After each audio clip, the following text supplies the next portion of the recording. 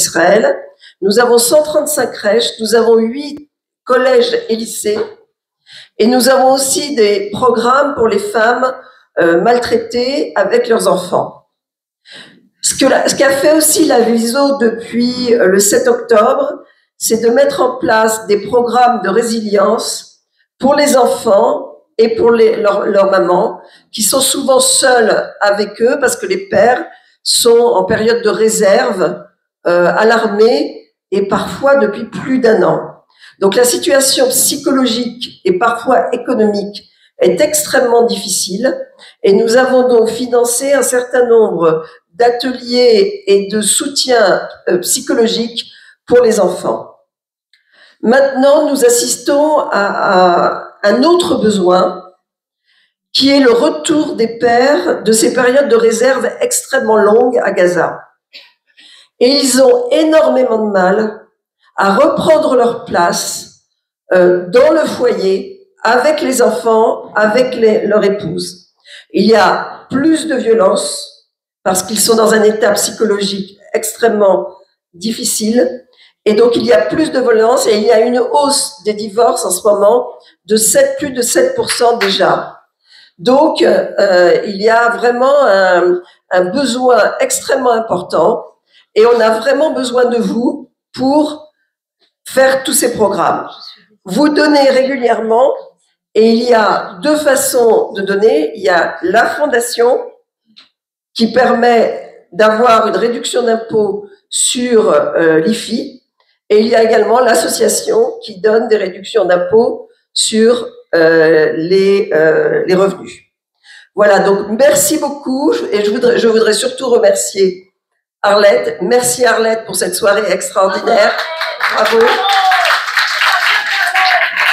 Arlette, depuis de nombreuses années, nous organise des fêtes de Soukhot magnifiques.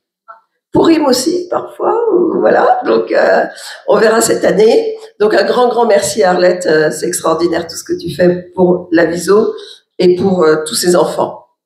Je vais maintenant te passer la parole. Tu veux... C'est bon. D'accord. On préfère écouter Nathan, si ça vous dérange pas.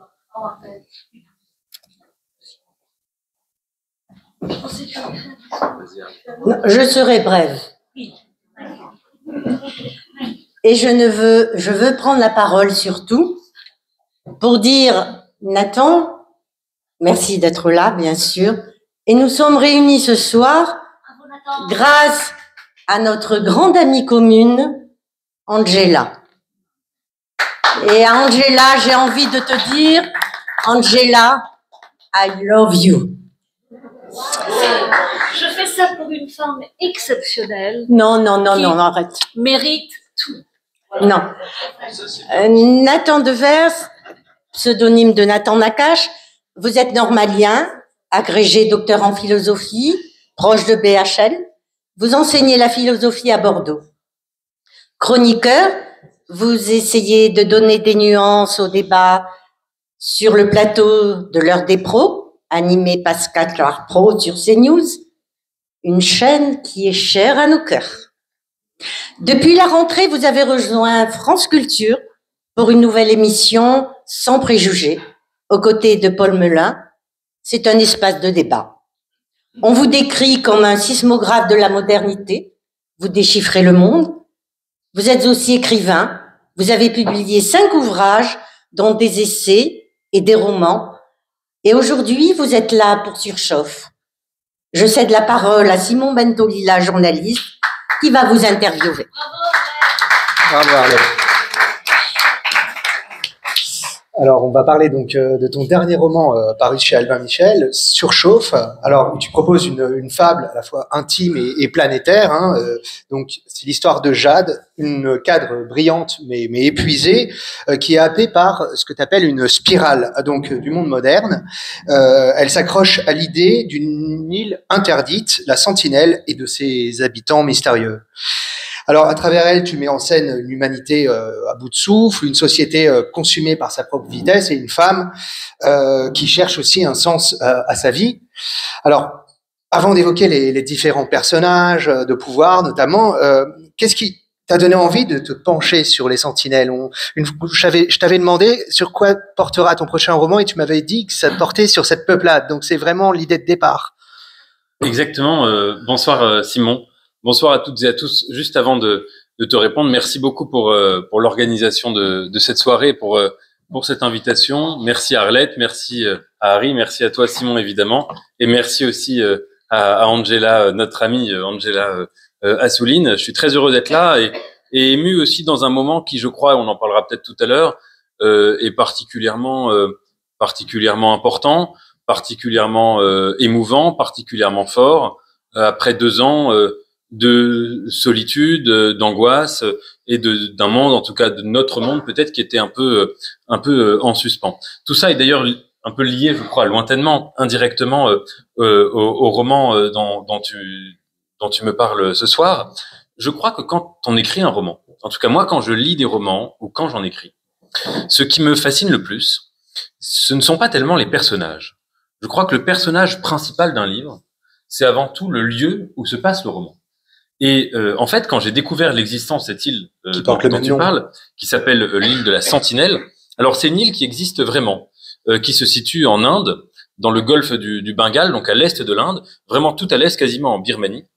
Et c'est une île qui est absolument fascinante. Et dès que j'ai découvert son existence, j'ai compris que je voulais écrire un roman à son sujet, parce que c'est la dernière île du monde qui échappe complètement, totalement, radicalement à notre mondialisation.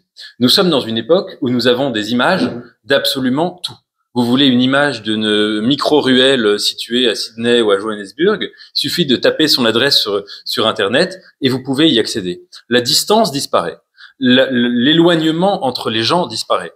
La différence entre les cultures tend à s'estomper. On a l'impression de plus en plus que le monde n'est rien d'autre qu'une sorte d'immense plateforme d'aéroport, un immense duty-free.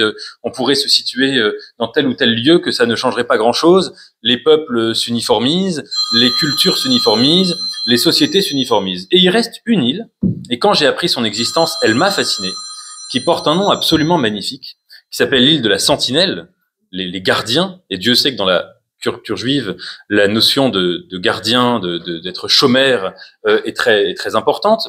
Et cette île est habitée par un peuple qui y vit depuis 60 000 ans. Ce peuple est arrivé là à l'époque des premières migrations humaines en provenance d'Afrique.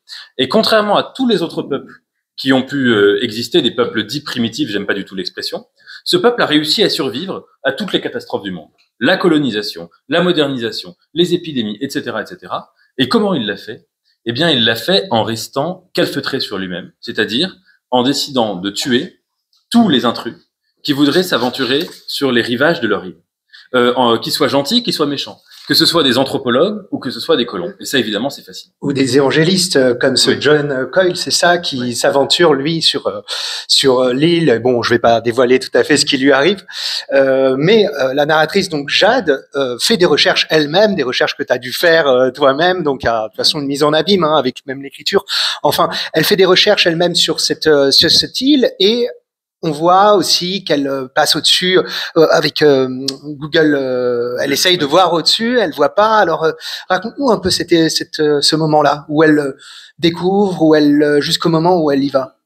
Oui, alors, je me suis mis dans la peau d'une héroïne qui travaille dans une entreprise d'hôtellerie, donc une grande entreprise d'hôtellerie française dans le genre Sofitel, qui a un poste très important et qui est donc une femme qui est complètement, du fait de ses fonctions, complètement déracinée. Elle ne passe jamais 2 nuits de suite dans la même ville. Elle passe son temps à voyager d'un lieu à l'autre. Et donc, si vous voulez, elle a perdu complètement le sens du monde. Et quand on lui propose de construire un hôtel en Inde, elle se met à découvrir l'existence de cette île, et un peu à ma manière. Moi, j'étais en auteur et elle en personnage, mais elle devient fascinée par cette île, et elle se dit que par tous les moyens, elle a envie d'y aller et de percer le mystère que peut contenir ce peuple. Et pourquoi cette île est fascinante ? Pourquoi y a-t-il un mystère en ce peuple ? Je crois que c'est parce que c'est un peu comme le miroir inversé de notre monde. Vous avez d'une part l'histoire d'un peuple qui a réussi à traverser les siècles, les millénaires et les dizaines de milliers d'années en restant fermé sur lui-même, en restant fidèle à son héritage, en refusant de s'assimiler, de se mélanger, de se métisser. On est dans un centre culturel juif, dans une synagogue. On peut y voir une forme d'allégorie. Et j'avais cette cabane, idée-là en tout cas, évidemment en en tête. partage. Bien sûr, voilà. Et on est un peuple de chasseurs-cueilleurs à notre manière. Mais j'avais évidemment ça en tête du début à la fin de ce livre, même si le mot est peu présent. Une forme d'allégorie du peuple juif. Parce que le peuple juif aussi, à sa manière, a réussi à perdurer dans les siècles en estimant que ses échanges avec les autres cultures, avec les autres civilisations, ne devaient jamais le conduire à perdre son identité. Mais d'autre part, il y avait quelque chose qui m'était absolument insupportable, ou en tout cas dangereux dans l'histoire de cette île. C'est précisément quand les peuples deviennent des îles, quand ils se ferment du monde extérieur, quand ils estiment que tout apport étranger est un apport qui est mortel, que toute main tendue à l'autre est une main tendue qui va m'apporter des virus, des bactéries et ma disparition. Et je me permets de faire le lien aussi, parce que c'était évidemment une forme de métaphore, pas tellement cachée d'ailleurs dans mon livre, mais avec l'historicité du peuple juif et des peuples en général.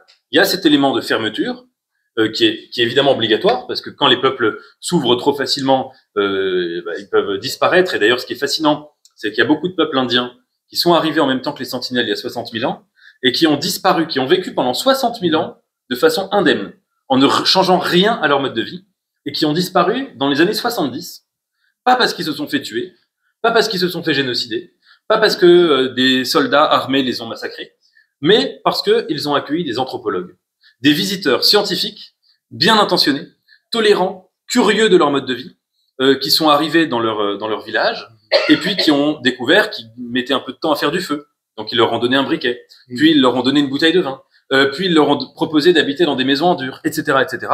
Et en 2 générations, ces peuples-là, un peuple qui s'appelle les Jarawa, ont quasiment disparu, été divisés par 10 et été rayés de la surface de la Terre. Donc c'était cet élément-là, cet élément de fidélité à un héritage, et cet élément évidemment d'ouverture qui est nécessaire. Universalité, mais alors tu parles du parallèle peut-être avec le peuple juif. Moi, je vois aussi il y a une soif de croyance, mais sans Dieu quelque part aussi dans ce livre. Est-ce que tu pourrais revenir un peu sur ce point? On sent voilà, c'est un roman sur la recherche d'une foi possible dans un monde désenchanté quelque part. Oui, c'est un roman sur le fait que le monde, ou en tout cas notre monde, s'est construit sur, je crois, une passion qui est extrêmement dangereuse, qui est le désir d'abolir la différence, qui est le désir de réduire la différence à du même, à de l'identité, à de l'égalité absolue. Et je reviens juste une seule seconde sur l'histoire de ce peuple. Ce qui est fascinant, c'est que chaque fois que des Occidentaux ont pu rencontrer ce peuple-là, et en fait c'est un peuple qui existe dans la conscience occidentale depuis notre Antiquité. Ptolémée parlait de ce peuple. Marco Polo en a parlé. À partir du 19e siècle, chaque époque, chaque décennie, il y a eu des savants pour s'intéresser à lui. Et dans chaque époque, les Occidentaux qui s'intéressaient à ce peuple ne comprenaient pas qu'il puisse y avoir sur une pauvre petite île située en Inde, une île tropicale, exotique, un peuple qui refusait de vivre à leur manière. Un peuple qui restait fidèle à son rapport à la nature. Un peuple qui restait fidèle à son mode de vie de chasseur-cueilleur. Un peuple qui n'était pas particulièrement excité devant la perspective de la mondialisation, devant la perspective du capitalisme, devant toutes ces perspectives-là. Et il y a des gens que ça a rendu fou. Et ce qui est fascinant, donc cette île est une île, c'est un danger mortel que d'y aller. On peut mourir parce que c'est un peuple qui assassine donc les visiteurs. C'est une île aussi qui est interdite d'accès. En Inde, la loi indienne décide de condamner à 7 ans de prison quiconque s'aventure sur cette île. Et pourtant, il y a, mais vraiment tous les 5 ou 10 ans, des fous furieux qui sont prêts à se faire tuer, qui sont prêts à se faire emprisonner uniquement pour essayer d'imposer la mondialisation occidentale aux sentinelles. Et alors, quand j'ai fini d'écrire ce livre, le jour où je l'envoie à mon éditeur, à Albin Michel, quasiment le lendemain ou le surlendemain, il y a une brève dans les journaux sur un touriste américain qui résidait dans la région, qui a volé un bateau pour aller en intrus sur cette île, pour amener une canette de coca sur la plage, offrir du coca aux sentinelles. Il lui était insupportable de se dire que les sentinelles n'avaient pas accès au monde du coca, c'est-à-dire au monde, vous voyez bien, le monde de l'américanisation globale, etc. Et il va faire 7 ans de prison pour avoir amené, parce que les Indiens ont réussi à l'arrêter avant, pour avoir amené du coca. Et en effet, comme tu le disais tout à l'heure, en 2018, il y a un évangéliste, John Shaw, qui s'est fait buter, lui, mais qui est allé sur l'île pour essayer de convertir. Alors lui, il était chrétien évangéliste, un peu frappadingue, et il se disait, s'il y a un peuple qui a jamais entendu parler du Christ, c'est insupportable, il faut les convertir par tous les moyens à la parole du Christ. Donc dans les deux cas, il y a des gens qui ne supportent pas ce spectacle-là de la différence. Oui, l'enfer est pavé de bonnes intentions. Ouais. Alors, tout est vrai dans l'histoire que tu racontes sur lui, parce que à un moment, il a sa Bible sur lui, et il lui tire dessus, c'est sa Bible qui le protège. C'est vrai, ça? Oui, c'est absolument vrai. C'est incroyable. C'est une histoire fascinante. C'était donc... oui. Il s'appelait John Shaw, il était américain, il était persuadé d'avoir reçu une mission divine. Il s'est fait passer pour une sorte de touriste un peu écolo, donc il faisait des voyages un peu dans le monde entier, dans une logique un peu survivaliste. Donc c'est-à-dire qu'il dormait sous la tente, il apprenait à pêcher des poissons, à fabriquer ses propres bateaux, etc., etc. Et tout ça n'était qu'une couverture. Ses comptes existent toujours sur les réseaux sociaux, on peut retrouver des traces de lui. Et évidemment, il avait cette certitude intime qu'il était le Messie, la résurrection de Jésus, et donc il est allé sur cette île en pleine nuit. Il a payé des pêcheurs pour les corrompre, et quand il est arrivé le lendemain matin, des sentinelles lui ont tiré dessus à la flèche et c'est tombé sur sa Bible. Mais après, il s'est acharné, et il s'est fait buter. Oui. Alors oui, tu parlais d'Indiens. Alors il y a Suraj qui l'amène donc en barque sur l'île, mais on va parler de 2 autres personnages.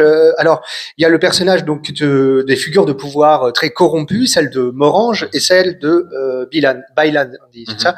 Est-ce que tu peux revenir un peu sur ces personnages? Alors bon, c'est son patron. Enfin, explique son parcours politique. Qu'est-ce qu'il représente? Oui, alors ma narratrice, elle a ce poste important dans une entreprise un peu inspirée de Sofitel.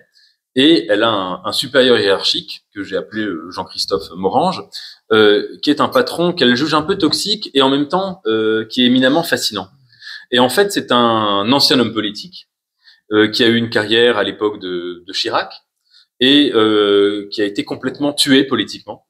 De manière assez bête, hein, d'ailleurs, dedans. Oui, de manière assez bête et de manière assez sincère aussi en même temps.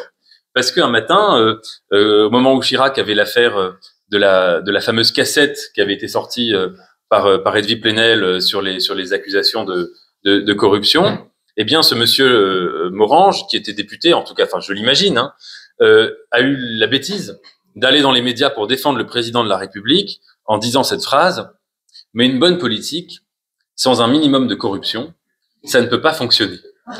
Et j'imagine dans mon roman que ça suscite une polémique nationale et que ce type-là se fait complètement débrancher du RPR du jour au lendemain. Mais ce que je voulais raconter à travers ce personnage, je crois que c'est intéressant quand même, c'est le changement complet de culture qui a eu lieu dans la vie politique française entre une époque que j'ai pas connue, qui était l'époque des années 90, début des années 2000, 80 et avant, et notre époque actuelle.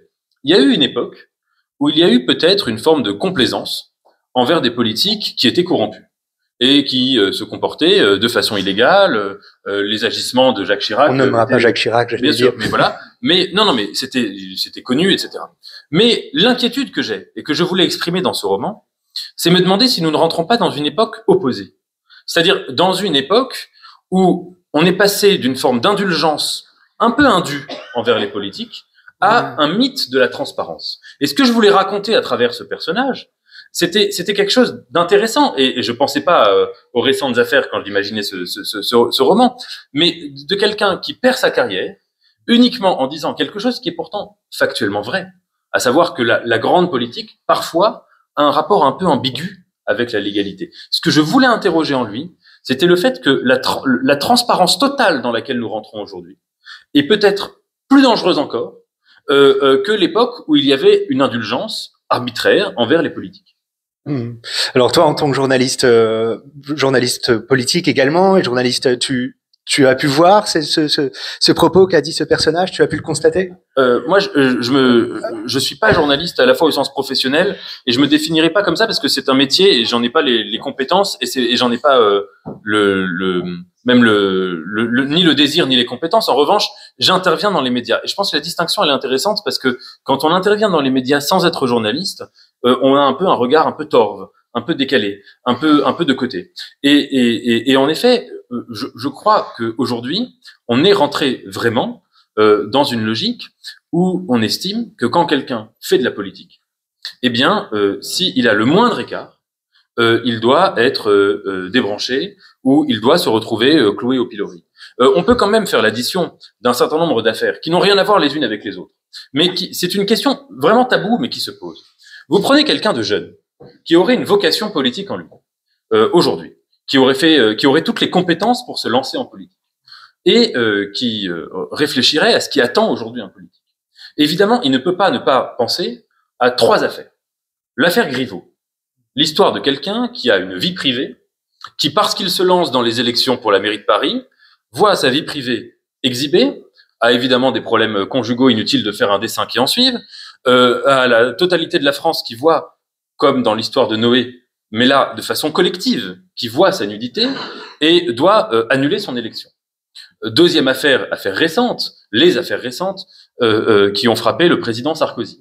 C'est-à-dire l'histoire de quelqu'un qui a une conversation au téléphone où il envisage peut-être une seconde de faire quelque chose d'illégal, il y renonce immédiatement et il se retrouve condamné à ce que vous savez. Et troisièmement, l'affaire Monsieur de Rugy. L'histoire de quelqu'un qui est politique et qui a le malheur d'aimer le homard ou en tout cas d'avoir été pris en photo devant un homard.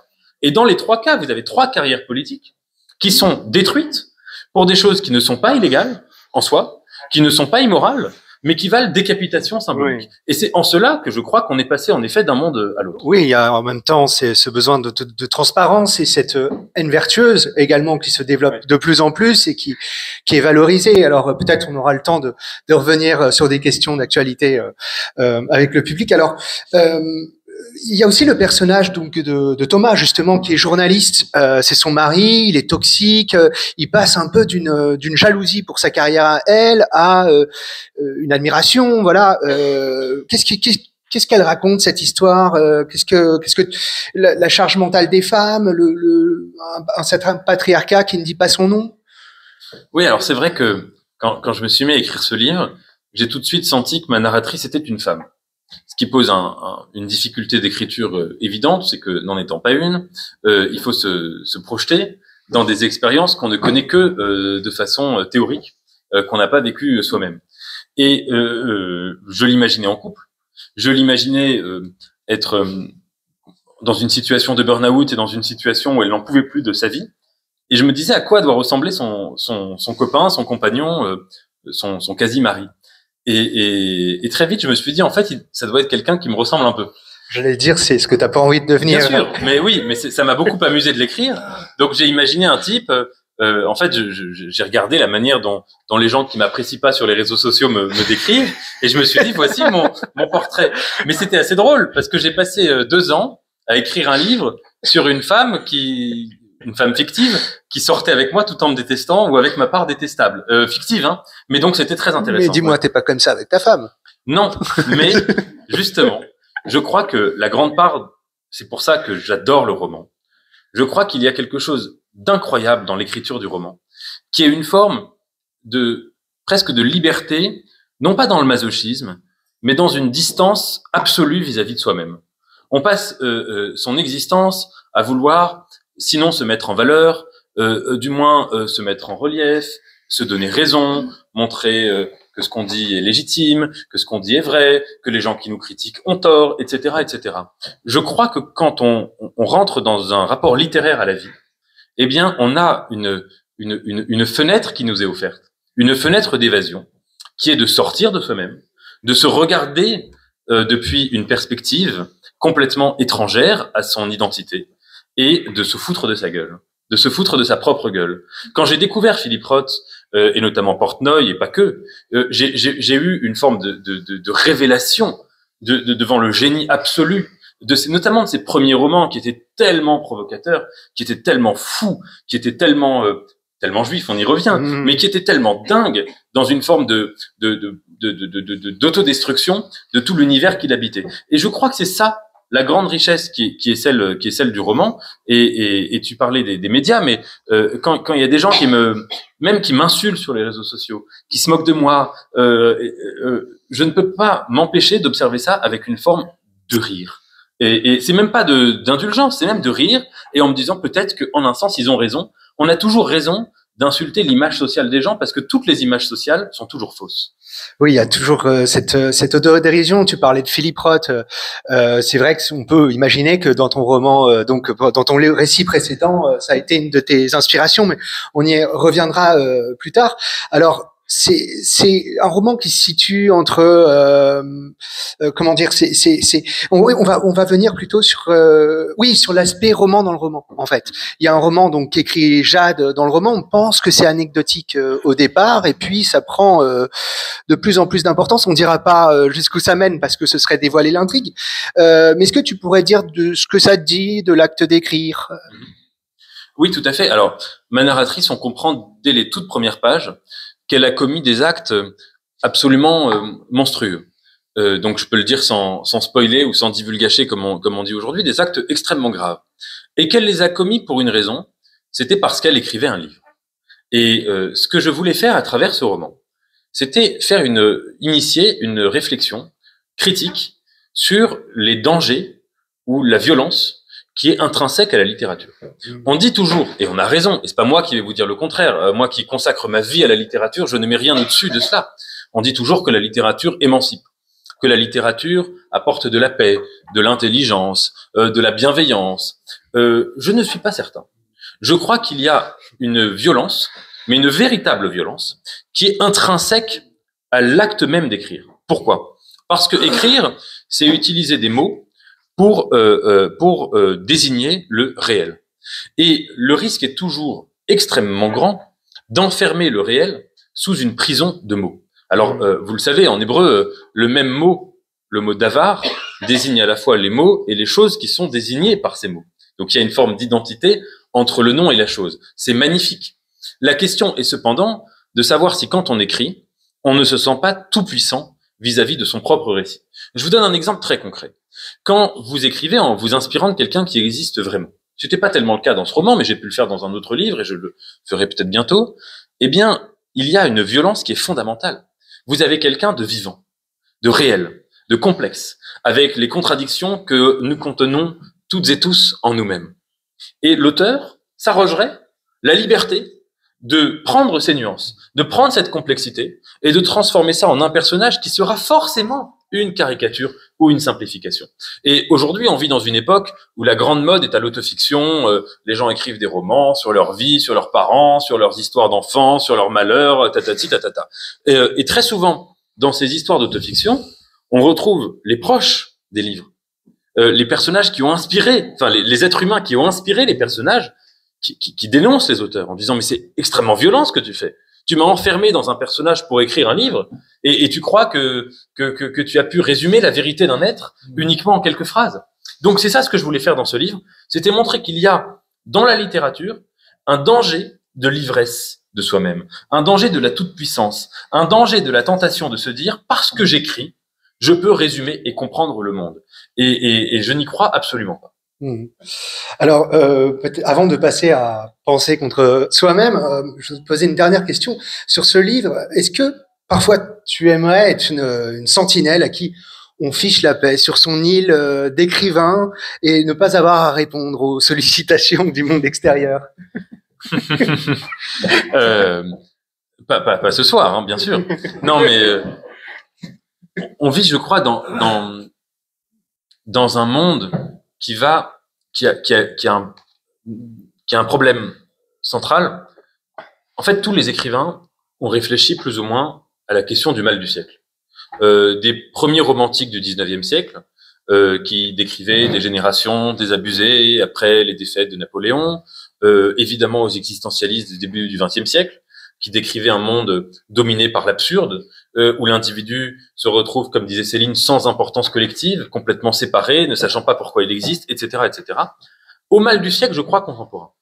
Si je devais le définir, je dirais que nous vivons malheureusement dans une époque d'accélération permanente, mais d'accélération vers le rien. Tout accélère. Le rythme de nos communications, le rythme de nos informations, la quantité de choses qui nous saturent au quotidien. Vous passez des publicités, aux mails urgents, aux textos, aux boucles WhatsApp, évidemment aux informations qu'on voit à la télévision, etc., etc. Tout accélère, mais accélère littéralement vers le rien, c'est-à-dire dans une vanité totale dont il ne restera, comme dirait l'Ecclésiaste, rien d'autre que de la buée. Réfléchissons seulement, je donne un exemple tiré de l'actualité, mais à la séquence folle que nous vivons depuis quelques jours, depuis que Monsieur Le Cornu a dit qu'il quitterait Matignon. Les historiens dans un siècle, ça n'aura aucune importance. Vous voyez ce que je veux dire? Cet événement, les moindres détails, des moindres dépêches, tout ça sera oublié. Aucun historien, je pense, n'accordera le moindre intérêt à la question de savoir si Monsieur Retailleau, quand il a appelé au standard de Matignon, on lui a répondu ou pas répondu, etc., etc.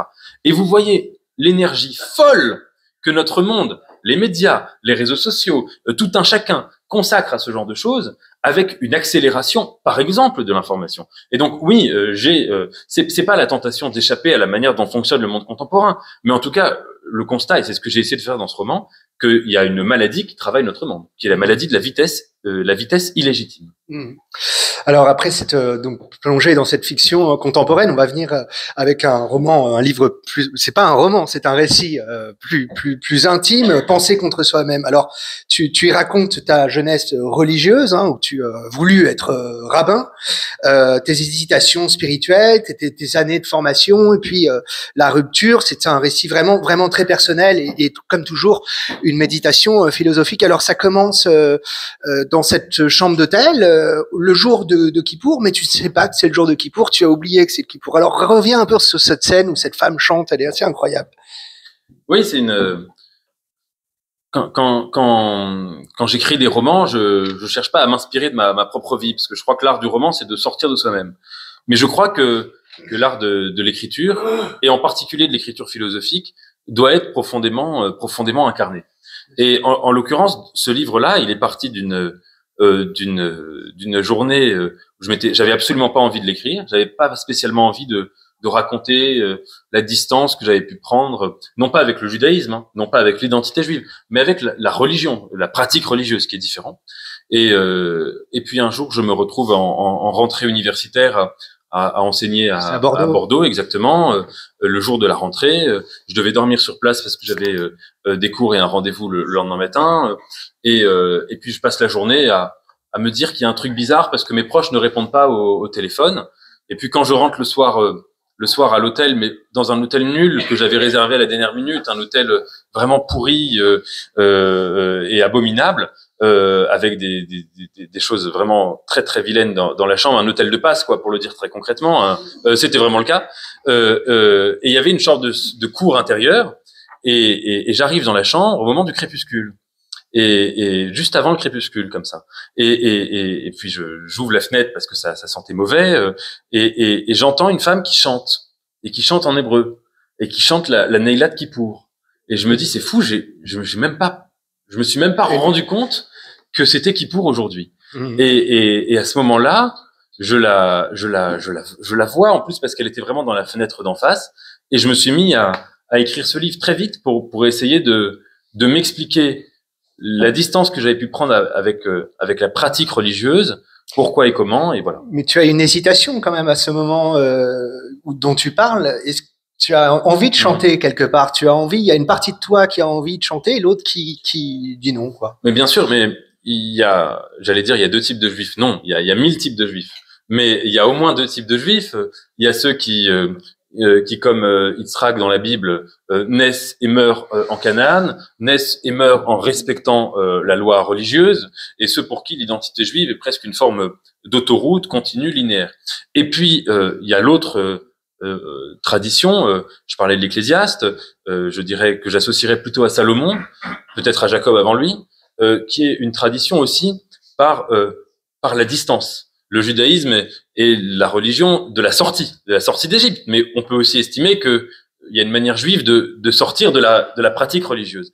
Et pourquoi je dis ça? Parce que quand on prend de la distance par rapport à la pratique religieuse et par rapport à la foi, etc., la question se pose de se dire qu'est-ce qui reste de juif en moi? Et la tentation de la prière, de chanter la Neila avec la dame qui la chantait en face de moi, et je n'ai jamais même pas compris comment elle a pu se retrouver à la fenêtre d'en face, dans cet endroit qui n'avait, c'était absurde, mais c'était d'autant plus absurde que c'était réel et réciproquement. Shai Agnan a beaucoup écrit là-dessus, sur des juifs qui se sont éloignés de la religion et qui retrouvent le besoin de réciter des prières, des chants religieux, des nigunim, etc., etc. Et il y a quelque chose, je crois, là-dedans qui exprime un rapport presque tribal, presque irrationnel ou pré-rationnel dans un lien à l'identité. Je crois pour ma part que ce qui définit mon être juif, en tout cas, et peut-être l'être juif, c'est un rapport au texte. Parce que quand on y réfléchit, le peuple juif, et je crois, je n'ai pas d'autre exemple, le seul peuple de l'histoire de l'humanité qui tient son origine, non pas d'une ethnie, d'une race, entre guillemets, non pas d'une histoire politique, non pas d'un territoire, mais d'un texte. C'est un peuple qui a été créé, engendré par le texte, par l'écriture, quelle que soit la manière dont on conçoit l'origine de la Bible. Et donc, je crois qu'il y a comme ça 1001 manières de rester juif, même en dehors de la pratique. Mais alors, à l'époque, dans cette exaltation que tu as pu avoir, tu expliques que le judaïsme n'était pas à la carte. C'était un peu soit orthodoxe, soit rien. Oui, tout à fait. Moi, il y a une chose que j'ai jamais vraiment comprise quand j'étais religieux, et je suis toujours d'accord avec moi-même. Par exemple, à Kippour, je ne comprenais pas. J'étais à Legno, donc dans une synagogue de juifs intégrés, certains diraient assimilés. Bon, je ne comprenais vraiment pas, en tant que juif religieux, comment il se faisait que à l'heure de la Neila, la salle se remplissait de gens qu'on ne voyait absolument jamais dans l'année. Tu appelles des juifs sans Torah, hein, c'est ton expression dedans. Des juifs, je dis même, je crois, des juifs sans judaïsme, si ouais, je me trompe pas. Oui, des juifs sans hébreu, des juifs sans Torah, des juifs sans judaïsme, des juifs qui n'étaient, en tout cas, qui ne montraient aucun signe de judéité, excepté une heure avant la fin de Kippour. Et quand j'étais religieux, c'est vrai qu'il y a quelque chose c'était pas quelque chose, c'était pas de l'intolérance de ma part, mais une véritable incompréhension. Si tu estimes que Dieu existe, si tu estimes que Dieu t'a livré la Torah et donc t'a donné un certain nombre de lois à respecter, pourquoi les respectes-tu une heure dans l'année?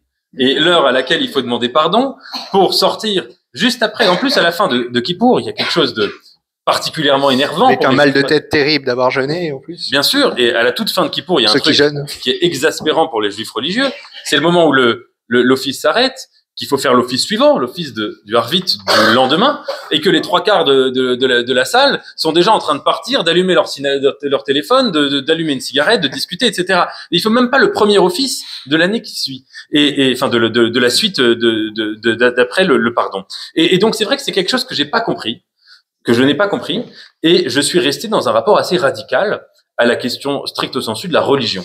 Ça veut dire par exemple, on ne sait jamais ce qui adviendra de son propre avenir. Mais tu me dirais, Simon, imagine Nathan que tu redeviennes un juif très très pratiquant et très observant, je te dirais pourquoi pas. En revanche, tu me dirais peut-être qu'un jour tu seras un juif qui fait les choses à moitié. Oui, pas un juif. Je ne... Alors pourtant, tu viens d'une famille juive d'Oran, très très assimilée comme nombreux juifs d'Algérie. Voilà, quelle importance a eu cette origine, comment dans ton parcours? Je dirais pas assimilé. Je crois que toute la magie du judaïsme français, c'est que ce n'est pas une question d'assimilation et ce n'est pas une question d'intégration. C'est entre les deux. Il faudrait inventer un mot. Le judaïsme français n'est pas assimilé au sens où il n'a jamais perdu son identité, à part chez quelques juifs qui ont décidé de renier complètement le rapport à la judéité. Pas exclu qu'il y en ait eu quelques-uns dans la communauté juive algérienne, mais c'était quand même marginal. Et globalement, la grandeur du judaïsme français, c'était la manière d'inventer et je rends hommage à ça dans ce livre, d'inventer une noce extrêmement particulière entre la sagesse millénaire de la pensée talmudique, de la pensée juive, et la sagesse millénaire aussi de la philosophie occidentale, européenne, et même d'un art de vivre européen.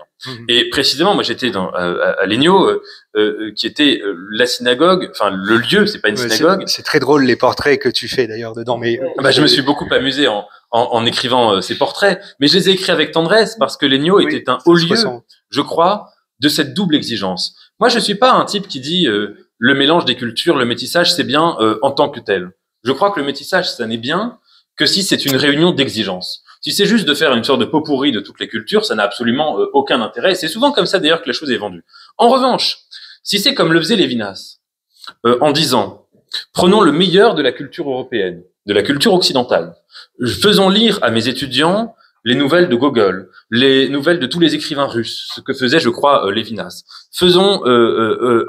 Incitons-les à lire du Platon, du Descartes, du Heidegger, etc. Et puis en même temps, à revenir dans le texte talmudique, à revenir dans les prophètes, à revenir dans le texte biblique, et à éclairer un corpus par l'autre et réciproquement, là c'est un métissage par l'exigence. Et je crois que c'est ça la magie du judaïsme français, auquel j'ai voulu rendre hommage et dont je viens aussi à l'échelle familiale. Oui. Alors, donc tu mets en scène un double, donc Nathan Nakache, ton vrai nom, et Nathan Dever. Donc, est-ce qu'il y a une cohabitation encore possible entre les deux? Oui, bien sûr. Moi, j'ai jamais, j'ai changé mon nom de famille, pas du tout. Enfin, c'est pas mon nom. J'ai pas changé mon nom de famille. D'ailleurs, c'est juste comme nom d'auteur, mais pas du tout. Ni par haine. Parfois, des gens peuvent changer de nom parce qu'ils ont des problèmes avec leurs parents, leurs proches, etc. Moi, c'est absolument pas mon cas. Encore moins par désir de renier mes origines. C'est pas du tout le sujet. D'ailleurs, Nakache n'est pas un nom hébraïque et n'est pas un nom spécifiquement juif parce qu'il est porté par des gens de toutes les religions. Mais parce que il y a quelque chose. On revient à l'acte de nommer. Et il y a quelque chose, je crois, dans l'écriture, qui n'est pas seulement le fait d'écrire des mots sur un papier ou de raconter des histoires ou d'extérioriser quelque chose. Je crois que l'écriture est un acte de transformation de soi-même. Et que écrire des livres, ça n'a du sens que si on essaye de se métamorphoser, d'être différent à mesure qu'on avance dans le livre qu'on produit. Et donc c'est pour ça que quand j'ai écrit mon premier livre, j'ai choisi ce nom d'auteur. C'est d'ailleurs ma mère qui me l'a suggéré, Dever, mais Dever pour sa signification vraiment littérale, c'est-à-dire depuis vers, from to, mi-el en hébreu, aller de quelque part et aller vers quelque part d'autre. Et je crois que c'est une forme de synonyme de la condition humaine que d'être en voyage toujours. Mais alors, il n'y a rien à voir avec une prise de distance avec l'élève rabbin Nakache que tu étais. Non, c'est pas tellement. D'ailleurs, dans la tradition, dans la tradition juive, le nom de famille en tant que tel n'est pas un mot très très important. C'est le nom du père ou le nom de famille est une invention occidentale, arabe moins d'ailleurs, mais surtout occidentale qui date du 11e, 12e siècle. Non, il n'y a pas tellement de rupture là-dedans. Alors, oui, dans ce livre, il est plus question donc de Nathan Nakache que de Nathan Dever. Finalement, il y a une partie à la fin donc qui est plus question de Dever. Là, c'est la partie plus philosophique. Il est question, je crois, d'un cheminement qui a pu être pour l'instant le mien. Et si d'abord tu me fais penser à une chose. Si j'ai raconté mon histoire, c'est pas du tout, mon histoire, mon petit trajet, c'est pas du tout par narcissisme. C'est pas du tout pour céder à cette mode que je critiquais tout à l'heure, celle de l'autofiction où les écrivains racontent leur life, changent les noms des gens qui les entourent et se disent j'ai écrit un super livre. Ouais. Je n'aime pas du tout ça et je ne voulais pas tomber là-dedans. Et d'ailleurs, c'est un livre pour moi plus de philosophie que de roman. Pourquoi j'ai écrit ce livre? C'est parce que je crois que quand on veut répondre à la question de savoir qu'est-ce que la philosophie, quel est le sens de la vie, ces questions-là sont trop grandes, trop abstraite pour qu'on s'arroge la licence d'y répondre de façon soi-même abstraite. Et il faut assumer, je crois, le fait de passer par une réponse incarnée. Incarnée, c'est pas narcissique, c'est le contraire. C'est-à-dire une manière de dire « ce n'est que ma vérité ». Il y avait une école de pensée dans la philosophie qui était les sceptiques antiques, les sceptiques grecs. Et ces gens-là, Pyrrhon le premier, avaient comme tradition de dire la sagesse. La différence entre la sagesse et la vie non philosophique, ce n'est quasiment rien. C'est juste de rajouter « il me semble que » ou « je pense que » au début de chaque phrase.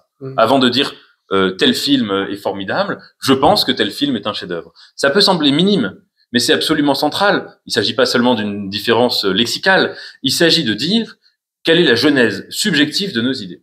Et en l'occurrence, ce que j'ai essayé de raconter dans ce livre, c'est la manière d'abord dont j'ai eu un rapport de fascination, d'adhésion totale au génie de la pensée juive, et comment j'ai pu m'éloigner de ce qu'il pouvait y avoir, je crois, parfois, de dogmatique dans l'approche religieuse de la vie. Alors, oui, tu parles donc tu vas parler de Philippe Roth tout à l'heure, d'humour, lui-même on connaît son histoire par rapport à la communauté, sa distanciation, et quelque part, est-ce que exprimer haut et fort un certain éloignement du judaïsme, c'est pas parfois une manière d'être artistiquement juif, comme l'a été Roth ou Yasmina Reza aussi, qui par exemple dans ses romans exprime aussi un éloignement. Merci pour cette question et cette remarque. Je crois qu'en effet c'est central. Philippe Roth, quand il a commencé sa vie d'écrivain, il y a eu des gens dans la communauté juive, notamment new-yorkaise, pour avoir la bêtise de l'accuser d'antisémitisme ou de haine de soi, etc. C'était le contraire. Quand la littérature se moque d'abord des siens. Pourquoi? Pas par haine, par caractère pervers, mais au contraire parce que l'humour, l'autodérision et la critique est une modalité même de l'amour. Je ne sais pas vous, mais moi je n'arrive pas vraiment à rire de quelqu'un que je n'aime pas. Quelqu'un qui m'est insupportable, je vais peut-être le critiquer, mais rire de lui, ça suppose une tendresse. Je n'arrive à rire que des miens, que de moi-même, que des gens que j'apprécie, c'est-à-dire que des gens qui nous sont proches. Et je crois que précisément toute la grandeur de l'histoire, de l'esprit presque du judaïsme littéraire, c'est d'avoir un rapport qui n'est pas dans l'auto-apologie, qui n'est pas dans l'auto-complaisance, qui n'est pas dans la fausse certitude d'être toujours parfait, et qui est au contraire parfois même presque dans une forme de masochisme de la critique permanente. Il y a un passage dans la Bible qui est central, il y en a beaucoup, mais il y en a un, c'est le début de la paracha dit de Vayeshev. Quand Jacob s'assied, il a connu beaucoup de malheurs dans sa vie, beaucoup de difficultés, beaucoup de problèmes, et puis à un moment il estime qu'il est un peu vieux, qu'il est fatigué, qu'il en a bavé, et Vayeshev Yaakov, il s'assied, comme c'est une manière de se poser, de dire c'est bon, maintenant je suis un type bien, maintenant ma vie est faite. Et évidemment, que se passe-t-il? C'est là que lui arrivent les plus grandes emmerdes, puisque c'est là que son fils disparaît. Je crois que c'est ça le judaïsme, c'est cette interdiction de s'asseoir en soi-même. Et donc ça suppose de chercher toujours à courir, à s'éloigner, à aller au-delà de soi-même, à sortir de ses certitudes et à être dans ce que tu as appelé cet éloignement artistique. Ouais. Alors il y a ce moment qui est une double première fois, c'est celle où tu arrives pour la première fois à Jérusalem, et c'est là en même temps que tu as ta révélation, comme quoi tu as envie de devenir rabbin. C'est à ce moment-là. Je sais pas si c'est, la révélation de devenir rabbin dans ce livre, j'ai pas voulu la dater précisément, et je la datais surtout au moment de Kippour, etc. Pas spécialement Jérusalem uniquement, mais il est vrai que et alors je suis en train depuis le 7 octobre, on a tous été évidemment chamboulés. Je viens de finir d'écrire un livre qui s'appelle Aimer Jérusalem, qui est entièrement consacré à la question du rapport qu'on noue avec la terre d'Israël, et puis avec la ville en particulier de Jérusalem. C'est vrai que dans mon cas, quand j'ai découvert cette ville, j'ai eu la chance que mes parents ne m'y amènent pas tout de suite, pour des raisons vraiment anecdotiques. C'est-à-dire de la découvrir d'abord par des livres. Par du texte, et par en l'occurrence tout ce qu'en disait la Bible, enfin pas tellement le Pentateuque, mais les prophètes et puis les textes suivants. Je crois que c'est ça qui fait la grandeur absolue d'une ville comme Jérusalem. C'est d'une ville qui est toujours située au-delà de sa propre réalité, puisque ce qui compte en elle, c'est avant tout ce qu'elle peut inspirer aux humains qui l'admirent, qui ont écrit sur elle, qui ont éprouvé des choses importantes là-bas. Et donc en effet, c'est ça que j'ai eu comme fièvre. Il y a un texte important d'un philosophe qui s'appelle George Steiner, qui est pas traduit en français, qui s'appelle Our Homeland, the Text. Notre terre natale, c'est le texte. Et je crois que c'est ça aussi. Et là, on rejoint une réflexion même très contemporaine, enfin très politique. C'est ça aussi qui fait la grandeur d'Israël, autant que comme pays que comme idée, à savoir l'idée que ce qui compte dans la terre, c'est moins la terre en elle-même. Il n'y a pas de fétichisme de la terre ou du territoire ou des frontières. En revanche, c'est l'ancrage dans le texte que la terre exprime. Alors, tu écris, les philosophes sont des rabbins sans Bible, des écrivains sans littérature. Peux-tu revenir sur cette formule et l'expliquer? J'ai bien aimé. Elle vient d'une forme de malaise que j'avais quand j'ai eu la chance vraiment d'étudier avec des très très grands rabbins ou des grands sages qui étaient absolument passionnants, mais une forme de malaise. Et depuis que le livre est sorti, c'est drôle parce que très souvent il y a des gens qui sont venus me voir qui m'ont dit moi j'ai été en yeshiva et c'est vrai que c'est un malaise que tout le monde éprouve. Et tout le monde n'y répond pas de la même manière, mais tout le monde l'éprouve à un moment X ou Y. C'est ce malaise du cours de pensée juive ou de yeshiva ou de Talmud, etc., qui commence avec un rabbin qui pose une question. Et il faut qu'il soit un peu ouvert d'esprit, mais si c'est le cas, peut poser une question vraiment très audacieuse. Par exemple, mais imaginons que Dieu n'existe pas, on l'a pas vu, on n'a pas de preuves, pourquoi on pratique tout ça? Ou les historiens nous disent que la Bible a peut-être été écrite par des hommes, pourquoi continuons de la révérer comme un texte si particulier?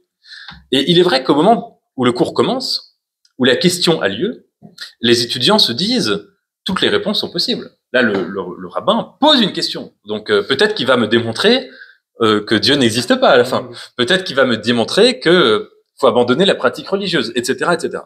Mais évidemment, plus on étudie dans ce genre de situation, et plus le rabbin, aussi philosophe soit-il, aussi cultivé soit-il, c'est pas le sujet, finit toujours par retomber sur ses pattes, et avec plus ou moins d'habileté. Mais alors, il y a ceux les plus subtils, c'est les proto-lévinaciens qui vous disent mais si nous n'avons pas de preuve de l'existence de Dieu, c'est une raison de plus pour respecter la halakha, puisque si Dieu est indémontrable, c'est qu'il précède l'être. S'il précède l'être, c'est que son rapport, la relation à lui n'est pas fixée par le sentiment, mais elle est fixée par le respect presque aveugle que décrivait le Rav Soloveitchik dans L'homme de la halakha à la halakha. Et il y avait un côté parfois automatique, avec le cours avait à peine commencé, qu'évidemment tout le monde sait sur quelle démonstration à quelle démonstration on va aboutir à la fin. Et donc, je crois que ce qui fait la différence entre la philosophie ou la religion, voilà, c'est peut-être cette manière d'avoir une pensée qui est talmudique dans l'esprit, mais qui n'a pas cette réponse prédéterminée. Il y avait un philosophe qui était très religieux dans sa jeunesse, mais qui n'était pas du côté juif, mais du côté chrétien, qui était Heidegger, qui a quitté la religion juive et la religion chrétienne, et qui a eu cette phrase. Il disait moi, ce qui m'attirait quand j'étais jeune dans la religion, c'était pas les réponses, c'était les questions. C'était sa part questionnante. Mais alors justement, sur ce point, il y a une phrase qui est très talmudique. Tu resteras toujours juif, mais d'un autre judaïsme, celui que tu interroges en toi-même. Bon, ça c'est vraiment, c'est quoi? C'est un pile-poule permanent dans ta tête. C'est un peu ça, quoi. Oui, je crois que l'être juif a quelque chose d'infiniment, dontologiquement fragile. Je crois que c'est un peu ce que je disais tout à l'heure sur le moment où Jacob s'assied, que ce qui définit le judaïsme, c'est la nécessité de rester toujours fondamentalement dans un rapport questionnant à soi-même, dans une fragilité, dans une interrogation. Comme le dit un passage du traité Berachot dans le Talmud, de rester toujours sur la route, de ne jamais sortir de cette route. Et donc, je crois que cette route, alors ça peut être une route physique, mais c'est avant tout un chemin mental. Et que, en tout cas, la manière dont moi je me sens rester profondément juif, c'est pas tellement à travers le concept, qui est d'ailleurs un concept assez chrétien, de croyance, qui n'existe pas en tant que tel vraiment dans la pensée juive. En revanche, c'est par l'interrogation et par la nécessité presque intérieure de réinventer toujours la manière dont on peut chacun et chacune se sentir juif. Alors, tu parlais de Heidegger, qui est, bon, t'es un cas quand même assez problématique, mais à qui t'avais dédié les liens artificiels, ton roman précédent. Pourquoi Heidegger Heidegger, c'est un philosophe vraiment absolument immense, immensissime, pour beaucoup de raisons, mais en tout cas, je crois notamment une. Pas pour son philosémitisme, en tout cas. Non, bien sûr, mais son rapport au judaïsme est extraordinairement complexe. Parce que lui était un antisémite carabiné, il était nazi, et en même temps, tout son entourage n'était fait quasiment que des juifs. Son maître en philosophie était Husserl, qui était juif. Son amante préférée, celle dont il était fou amoureux, et il a failli quitter sa femme pour elle, c'était Hannah Arendt, elle était juive. Ses élèves étaient tous juifs quasiment. De Lévinas à Ancionas, etc., etc. Tant et si bien que dans les années, avant 33, le cours de Heidegger à Freiburg, en Allemagne, on le surnommait la synagogue. Et c'est incroyable. Un type qui était un antisémite carabiné, qui enseignait devant une assemblée de juifs, et qui a eu d'ailleurs une postérité dans la philosophie juive très importante, très importante. Et je me demande parfois si Heidegger n'était pas d'autant plus. Il a vu parfois des trucs qui sont. Une philosophe a écrit qui s'appelle Marlène Zarader, qui s'appelle Heidegger, les Juifs, la dette impensée. Il a vu parfois des choses qui sont tellement proches de la pensée juive que c'est hallucinant. Par exemple, ce que je vous disais tout à l'heure sur le rapport entre le langage et le réel, d'Avar, les choses et les mots. Celui qui a dit ça le mieux, c'est paradoxalement Heidegger. Celui qui, dans un livre qui s'appelle Vom Ereignis de l'avenance, a eu l'idée, a inspiré Lévinas. Tout Lévinas est là-dedans. L'idée que Dieu précède l'existence, que Dieu est tellement infini qu'il faut inventer une conception d'un Dieu à l'extrême, d'un Dieu qu'on cherche pas à démontrer, d'un Dieu qu'on ne réduit pas à l'idolâtrie. Toutes ces idées-là, Heidegger les a vues. Et alors, il y a quelque chose de fascinant en lui. En effet, comment a-t-il pu avoir une pensée si juive en étant si antisémite lui-même et en ayant aussi une pensée, bien sûr, antisémite à d'autres égards? Alors, pour terminer sur penser contre soi-même, après on sera peut-être la parole au public. Pourquoi et comment on pense contre soi-même?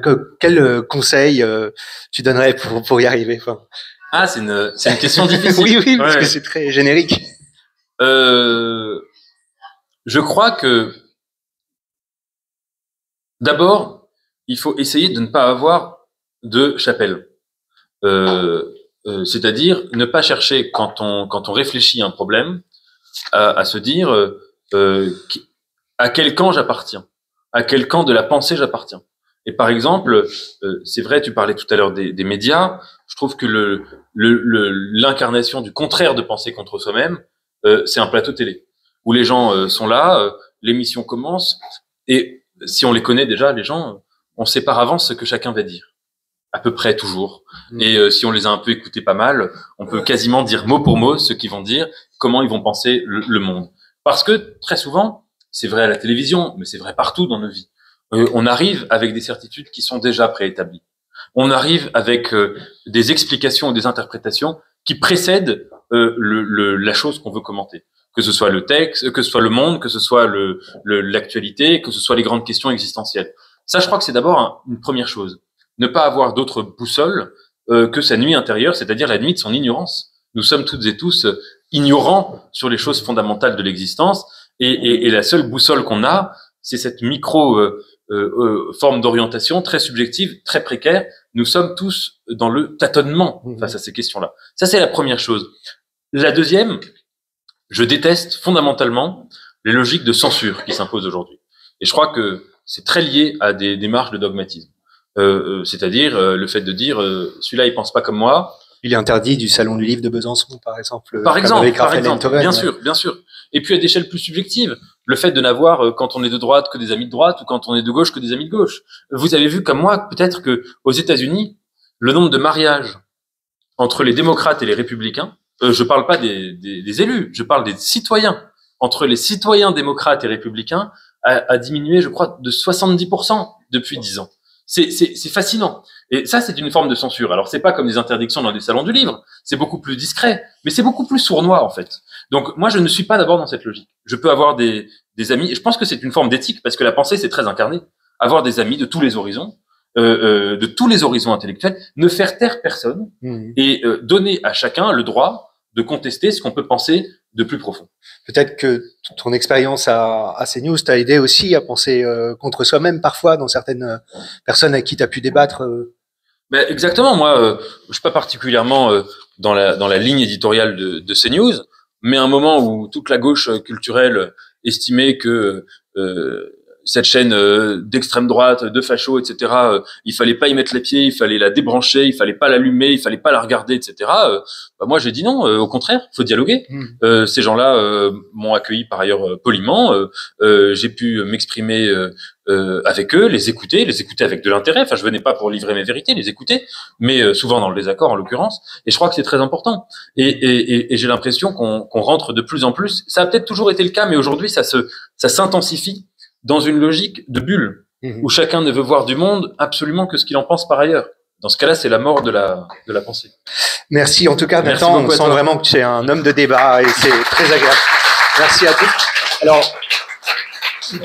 je précise qu'il y aura donc la table de signature. À la fin, on pourrait faire signer les romans, mais avant cela, donc je vais laisser maintenant la parole au public et faire passer le micro. Alors, qui a une question? Allez-y. J'ai lu donc les deux, mais je voulais parler de Surchauffe. Et il y a une question que je me suis posée dans Surchauffe. C'est pourquoi Jade est-elle si bien accueillie, en fait, par les sentinelles quand elle arrive? Vous le développez pas tant que ça, en fait. Oui, vous avez raison. Vous le développez, c'est plus suggéré. Et moi, je me suis posé des questions. Voilà, pourquoi elle réussit? Parce que, alors, merci pour votre question, et je vais revenir sur ce que j'ai dit tout à l'heure un peu rapidement. C'est ce peuple, en effet, il est connu comme un peuple qui tue tous les intrus. Mais en fait, quand je me suis documenté sur l'histoire de ce peuple, je me suis rendu compte quand même que il y avait une forme de mystification sur sa manière de rester fermé, et qu'en l'occurrence, c'est bien souvent une forme de récit qu'on a créé du dehors, et qu'il est arrivé à ce peuple de recevoir des intrus correctement, à condition qu'eux-mêmes se comportent correctement. Et c'est pour ça que j'ai voulu imaginer cette scène où il ne l'exclut pas, il ne la chasse pas, mais en même temps, c'est ça qui va être funeste. Ouais. Merci. Une autre question? Non, personne? Alors, une autre question, allons-y. Je sais pas ça. Quand vous avez créé, moi j'ai travaillé en entreprise pendant 30 ans, comment vous avez, ce que je reproche souvent aux romanciers, et c'était pas votre cas, mais c'est que le monde de l'entreprise est caricaturé et complètement, n'est pas du tout réaliste en fait. Ils en ont une vision très lointaine et pas du tout réelle. Et là, je me suis dit bravo, parce que certes, ils sont, elle est en burn-out, lui, il est un peu, Morange, il est un peu fou, etc. Mais vous avez approché vraiment, quand même, puisque je le voyais bien, quoi. Et donc, comment vous êtes, vous vivez pas dans ce milieu, donc comment vous êtes documenté, comment vous êtes arrivé à les approcher si bien? Ah bah, c'est sympa de me dire ça, parce qu'il y a des gens qui m'ont dit qu'ils ne reconnaissaient pas le portrait des entreprises contemporaines, mais moi, j'essaie d'abord d'être globalement curieux. Donc, quand je rencontrais des gens qui travaillent, récolter des anecdotes, etc. Et puis, le monde de l'entreprise, je trouve, est un monde assez fascinant. Enfin, plus que assez fascinant. Il y a évidemment les relations de pouvoir. Il y a évidemment quelque chose d'extraordinairement vertueux et noble. Construire un projet collectif, c'est presque de la petite politique à échelle intime, mais c'est de la vraie politique. Et puis il y a aussi quelque chose que je trouve fascinant dans le monde de l'entreprise, c'est le corporatisme. C'est cette passion qui fait que certains peuvent défendre un groupe avec autant d'acharnement qu'on défendrait son Dieu, son credo, sa croyance. C'est une passion qui m'a toujours intéressé. À laquelle je suis un peu étranger, je ne cache pas, mais c'est un peu de ça que je me suis inspiré. Ouais. Une question, monsieur. Pas une question directement sur le livre, mais plus pour faire appel à votre formation de philosophe. Est-ce que vous avez une réponse à ce qui s'est passé depuis le 7 octobre? Est-ce que pour vous, c'est du domaine, le renouveau de l'antisémitisme? Est-ce que c'est une question, est-ce que la philosophie peut apporter une réponse à cette montée de l'antisémitisme? Ou est-ce que c'est plus du domaine de la psychanalyse ou purement de la religion? Bonsoir, merci pour.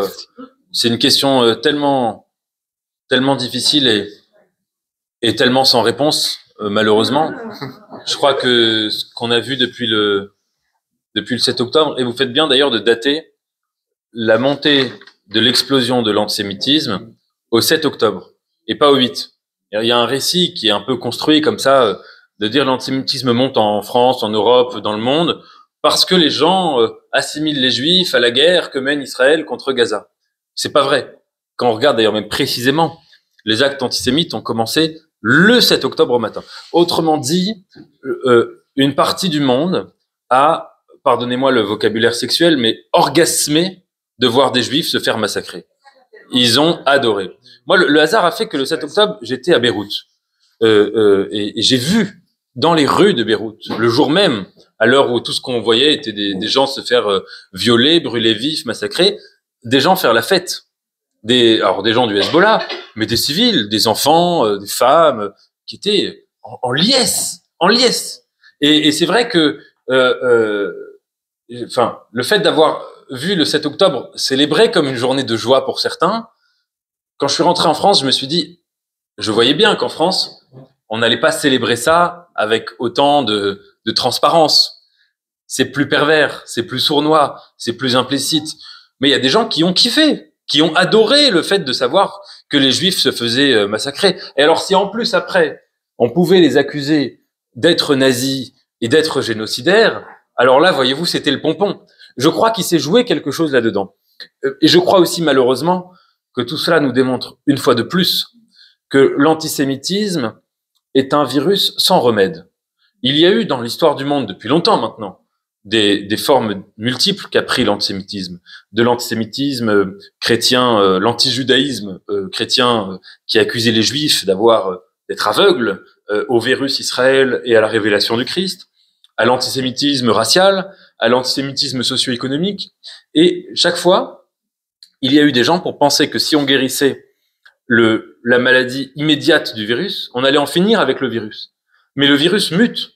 Et en fait, ce qu'on voit bien aujourd'hui, c'est que quoi que fassent les Juifs, ils seront, l'antisémitisme parviendra à se réinventer pour leur reprocher, ou bien d'être en France, d'avoir une double allégeance, et donc il faudrait qu'ils se cassent en Israël, ou bien quand ils sont en Israël, de n'être pas vraiment tributaires de leur propre nation, et donc il faudrait qu'ils rentrent en diaspora, et on se retrouve avec une situation sans solution du point de vue des antisémites, autre qu'une forme de solution finale, d'éradication, ou en tout cas finale dans les esprits. Et je crois que c'est ça qui se passe malheureusement depuis 2 ans, avec aussi un symptôme très inquiétant. Je ne sais pas ce que vous en penserez, mais moi depuis 2 ans, et alors là, penser contre soi-même ou pas, c'est pas le sujet. Écart avec la religion ou pas, c'est pas le sujet. Ce qui se passe depuis 2 ans est tellement dramatique, et tellement atroce. Je suis allé, je pense, une quinzaine de fois en Israël pour couvrir juste après le 7 octobre qui s'était passé, et puis depuis souvent la réaction de la société israélienne est impressionnante, de résilience, de courage, d'intelligence, de dignité, de grandeur. La réaction de la communauté juive et des communautés juives en Europe, française et européenne, est impressionnante aussi. Mais je trouve aussi qu'il y a quelque chose de bouleversant, de tragique, parce que ce judaïsme français qui n'existe pas tout à fait en Israël, qui n'existe nulle part, qui est une forme de trésor dans l'histoire et du judaïsme et de la nation française, et qui est aujourd'hui malheureusement menacé. Tant aucun juif européen aujourd'hui ne peut faire l'économie de la question de savoir s'il a un avenir ici, quelle que soit la réponse que chacun y apporte. Et là, je crois qu'il y a une forme de tragédie collective. Mais c'est pas des réponses que je vous donne. Merci Nathan, bravo, c'était super. Merci beaucoup. Donc rendez-vous à la table de signature. Merci.